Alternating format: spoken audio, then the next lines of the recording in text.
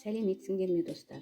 Бүгін біз күнде біздің дастарханымызда болатын нанның қайдан келетінін білетін боламыз. Барлығы кішкентай дәннен басталады. Ерте көктемде қар еріп кеткеннен кейін диқан ата егістікке барады.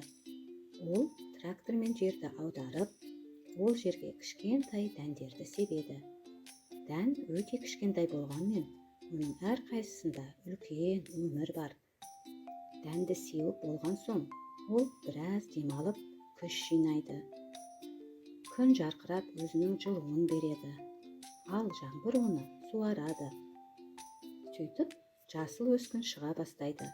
Алғашқыда олар жай шөп сияқты болады. Күн өте олар биік, мықты болып өседі. Сөйтіп, бидай бар егістікті жасыл кілеммен жабады. Бірнеше ай өткен соң жасыл бидай биік болып өседі. Ал бидай сары түске боялғанда, ол бидайдың піскенін білдіреді. Бидай жинауға дайын.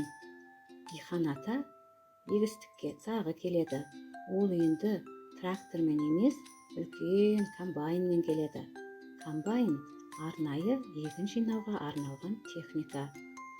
Ол жай жүре отырып, бидайдың дәндерін ажыратып тазалайды. Бір мезетте бидайды бөлек, оның сабағын бөлек етіп, орып шығады.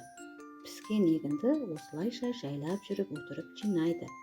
Ойлап қарашы, аз ғана уақытта осындай комбайн бірнеше тонна бидайды жинап шығады. Ал жиналған бидайды үлкен жүк көлігіне салады. Жүк көлігі оны диірменге алып кетеді. Осы бидайдан ұн жасайды. Білесің бе, біздің жеп отырған нанымыз қандай үлкен еңбекпен келеді. Диірмен үлкен көліктер алып келген кішкентай ғана бидайды майдалап, аппақ ұнға айналдыратын арнайы орын. Бұрын диірменде үлкен тас диірмендер болған. Ал енді қазір жұмыстың барлығын техника атқарады. Бірақ жасалуы дәл солай. Дән ортасына түседі.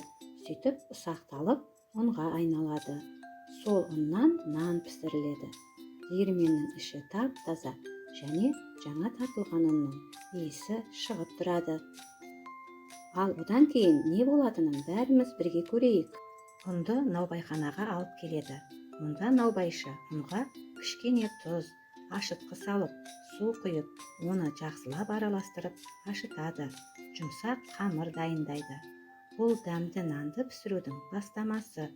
Қамыр көтерілгеннен кейін оны ыстық пешке салады. Нан әдемі болып қызарып, иісі мұрын жарып, жұмсақ болып піседі. Піскен нандарды дүкендерге жеткізеді. Немесе бірден дастарханға қояды. Оны маймен, тамақпен, тіпті тек өзін ғана жесең де өте дәмді.